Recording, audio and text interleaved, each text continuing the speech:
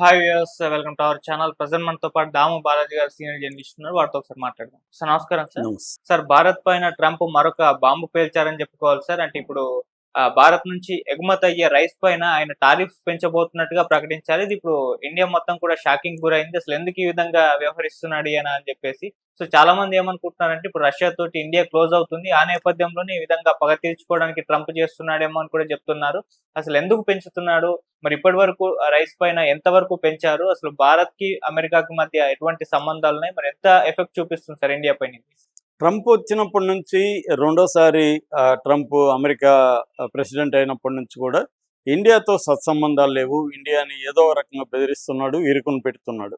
మనకి ముందుగా రెసిప్రకల్ టారిఫ్స్ పేరుతో 25% మన ఎగుమతుల మీద పెంచాడు.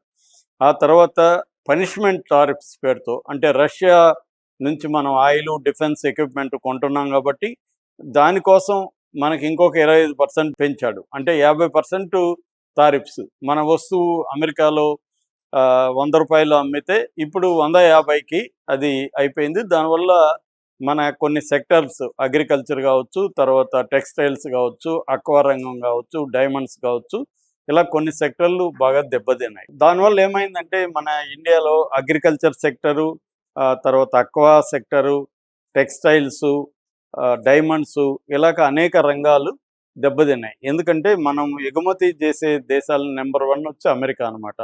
సో మనకి వాళ్ళకి ట్రేడ్ సర్ప్లస్ అంటారు. అమెరికాతో మన ట్రేడ్ సర్ప్లస్ $45 బిలియన్ ఉంది. కాబట్టి ఆ మేరకు మనం నష్టపోయాం. ఇప్పుడు లేటెస్ట్గా ట్రంప్ రష్యా ప్రెసిడెంట్ పుతిన్ ఇండియాకు వచ్చిపోయిన తర్వాత ఒక హఠాత్తుగా రైస్ మీద కూడా ట్యాక్సులు, టారిఫ్స్ పెంచాడు. అది కూడా విచిత్రంగా ఉంది. ఆ వీడియో చూస్తే లూసియానాకు సంబంధించి రైస్ మిల్ ఓనర్తో మీటింగ్ జరుగుతుంది ట్రంప్తో. ఆమె సడన్గా కొన్ని దేశాలు వాళ్ళ బియ్యాన్ని మన దేశంలో డంప్ చేస్తున్నాయి అని చెప్పింది. అంటే అర్థమైన డంప్ చేస్తున్నాయంటే తక్కువ రేట్లకి ఇచ్చేస్తున్నారని అర్థం అనమాట. ట్రేడ్లో డంప్ అంటే అర్థం అది. డంప్ చేస్తున్నారని చెప్పింది. ఏ దేశాలని అడిగాడు ట్రంప్. ఇండియా, తర్వాత థాయిలాండ్, చైనా అని చెప్పింది. ఇమీడియట్గా ఇండియా ఎందుకు చేస్తుంది, వాళ్ళకి మనం టారిఫ్స్ వేసాం కదా, బియ్యం లేదా అని అడిగాడు. ట్రెజరీ సెక్రటరీ లేదన్నాడు. అయితే వేయండి అన్నాడు. అంతే. అసలు నిజంగానే ఎంత చేస్తున్నారు, డ్రంప్ ఆమె ఆరోపణ చేసింది. దానికి డేటా కానీ రుజువు కానీ ఏమీ లేదు. అప్పటికప్పుడే, అంటే ఇదేదో ఊర్లో పంచాయతీలాగా ఉంది తప్ప ఒక దేశ ప్రెసిడెంటు ఇంకొక దేశానికి సంబంధించిన ఒక దిగుమతి మీద టారిఫ్ వేయాలంటే ఒక ప్రొసీజరు, ఒక వ్యవహారం ఉంటుంది కదా, అదేమీ లేదు. ఆమె చెప్పింది, ఇతను వేసే అన్నాడు, వాడు రాసుకున్నాడు ఒక పేపర్లో ఎక్కడో. ఇట్లా ఇంత ఘోరంగా ఉందన్నమాట ట్రంప్ వ్యవహారం. అయితే ఇక్కడ మన దేశంలోని ఎక్స్పర్ట్లు చెప్పేది ఏంటంటే దీనివల్ల మనకి పెద్ద ఎఫెక్ట్ లేదు, అమెరికాకే నష్టం. ఎందుకంటే ఇండియా ప్రపంచంలోనే అతిపెద్ద రైస్ ప్రొడ్యూసర్. రైసు బియ్యం ఉత్పత్తి చేయడంలో నెంబర్ 1 ఎవరంటే ఇండియానే. ప్రపంచంలో దాదాపు 150 మిలియన్ టన్నులు బియ్యాన్ని మనం పర్ ఇయర్ పండిస్తున్నాం. ఇందులో మనం 23 మిలియన్ టన్నులు 179 దేశాలకి మనం ఎగుమతి చేస్తున్నాం. ఎగుమతుల్లో కూడా నెంబర్ 1 ప్రపంచంలో బియ్యం ఎగుమతుల్లో ఇండియానే. సో ఇందులో మనం అమెరికాకి చేస్తున్నది ఎంత? 1.3 మిలియన్ టన్నులు మాత్రమే. అంటే ఎంత? మన మొత్తం ఎగుమతుల్లో, బియ్యం ఎగుమతుల్లో అమెరికాకు మనం చేస్తున్నది ఎంత? ఓన్లీ 3%. సో 3% అనేది పెద్ద ఫరక్ కాదు. 3% మీద ట్యాక్సులు పెంచాడు అనుకో, మనం ఆ 3%ని ఇతర దేశాలకు మనం డైవర్ట్ చేయొచ్చు. సౌత్ ఆఫ్రికా కావచ్చు, లేకపోతే మిడిల్ ఈస్ట్ కావచ్చు, సౌత్ ఈస్ట్ ఏషియా దేశాలకి డైవర్ట్ చేయొచ్చు. డొమెస్టిక్ కన్జంప్షన్ కూడా పెంచుకోవచ్చు మనం. కాబట్టి మన మీద పెద్ద ఎఫెక్ట్ ఇవ్వదు, కానీ అమెరికాకి ఎఫెక్ట్ ఇస్తుంది. అమెరికాకి వచ్చే బియ్యంలో ఇండియా నుంచి వచ్చే బియ్యం వాటా ఎంతో తెలుసా? 26%. వాళ్ళకి బియ్యం రేట్లు పెరుగుతుంది. అక్కడ మన బియ్యం వాడే కన్జ్యూమర్స్కి అది భారం అవుతుంది. ఇవేవి కూడా ఆలోచించకుండా, అంటే ఈ డేటా ఏంటి, ఎంత వస్తుంది, దీనివల్ల ఇండియాకి లాభమా మనకి లాభమా, ఇవేవి కూడా లేకుండా అతను మూర్ఖంగా పెంచేస్తున్నాడు. సో దీనివల్ల ఏం జరుగుతుంది? ఇంకొక ప్రమాదం అయితే ఇండియాకు ఉంది. ఎందుకు ప్రమాదం అంటే ఇండియా అమెరికా మధ్య ట్రేడ్ డీల్స్ అనేవి, చర్చలు అనేవి జరుగుతున్నాయి ఎప్పటి నుంచో. 10 నెలల్లో 6 సార్లు ఇప్పటి వరకు చర్చలు జరిగాయి.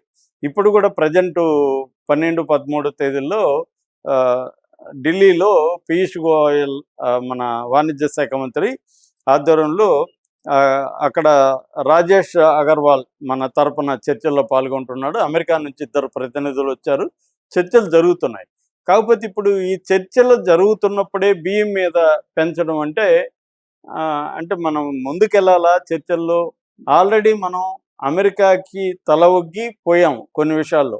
ఫర్ ఎగ్జాంపుల్ అమెరికా ఏం చెప్పిందంటే మన ఇద్దరి మధ్య ఉన్న ఈ సర్ప్లస్, ట్రేడ్ సర్ప్లస్ ఉంది కదా, $45 బిలియన్ ఇందాక నేను చెప్పింది, అది తగ్గించుకోమని చెప్పింది.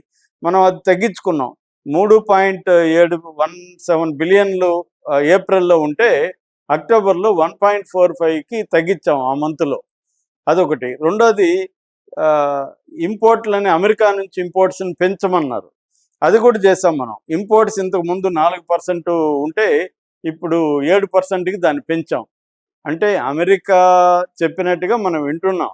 అమెరికాలో కూడా సెనేట్లో కూడా ఆ మధ్య చర్చలో ఫార్వర్డ్ లీనింగ్ అని చెప్పారు. అంటే ముందుకు వంగి మనం వాళ్ళ అనుకూలంగా ఉన్నాం. అయినా కూడా ఇంకా టారిఫ్లు పెంచుతూనే ట్రంప్ పోతుంటే చర్చలు అనేవి ఫలవంతంగా జరగవు.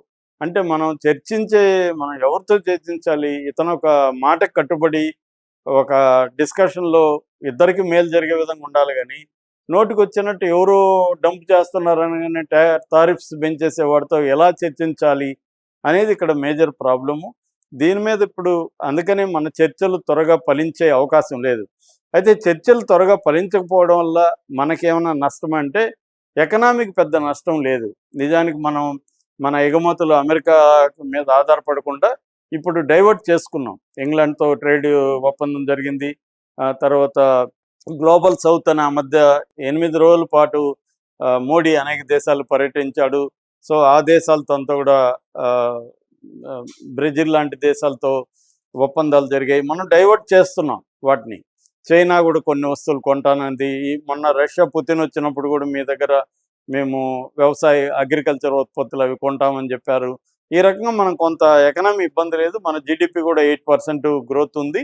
కాకపోతే ఏమంటే మనకి దెబ్బ మన స్టాక్ మార్కెట్లో అమెరికన్ పెట్టుబడులు పెట్టేవాళ్ళు లేకపోతే విదేశీ పెట్టుబడులు FII అంటారు, ఫారిన్ ఇన్స్టిట్యూషనల్ ఇన్వెస్టర్స్, వాళ్ళు విత్డ్రా చేసేసుకుంటున్నారు స్టాక్స్. దానివల్ల మొత్తం కంపెనీల స్టాక్స్ డౌన్ అయిపోతుంది. సో మొన్న ఒక డిసెంబర్లోనే $1.3 బిలియన్ డిసెంబర్ ఫస్ట్ వీక్లో $1.3 బిలియన్ విలువైన స్టాక్స్ని వాళ్ళు విత్డ్రా చేసుకున్నారు. వాళ్ళు ఇప్పుడు వెయిట్ అండ్ వాచ్ లాగా ఉన్నారు. ట్రేడ్ డీల్ కుదిరితే కానీ వాళ్ళకి నమ్మకం రాదు. అండ్ ఇది ప్రమాదకరం అనమాట మనకి. అంటే ఎక్కువ కాలం అమెరికాకి మనకి ట్రేడ్ డీల్ కానీ కుదరకపోతే మనకి ప్రమాదకరం. ఎందుకంటే ఆల్రెడీ కొన్ని దేశాలు, థాయిలాండ్ లాంటి దేశాలు కుదుర్చుకున్నాయి. సౌత్ కొరియా, థాయిలాండ్ ఇలాంటి దేశాలు అమెరికాతో ట్రేడ్ డీల్ అయిపోయినాయి.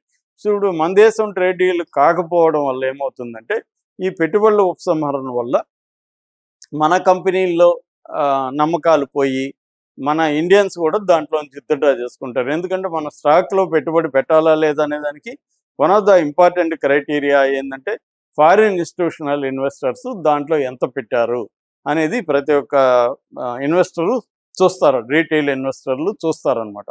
సో ఆ రకంగా మనకి దెబ్బే.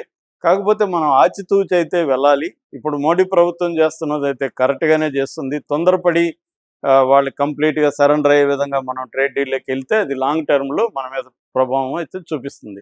అట్లానే లేట్ అయితే షార్ట్ టర్మ్లో మనకు ఇబ్బందులు అయితే ఉన్నాయి. దీన్ని అయితే జాగ్రత్తగానే డీల్ చేస్తుంది ఇప్పుడు మోడీ ప్రభుత్వం. డెడ్ లైన్ అయితే ఏమీ పెట్టుకోలేదు. పీయూష్ గోయల్ కూడా అదే చెప్పాడు, డెడ్ లైన్ అయితే లేదు కానీ చర్చలు అయితే జరుగుతున్నాయని చెప్పాడు. ఇది ఏ స్థాయిలో ముందుకెళ్తాయనేది చూడాలి.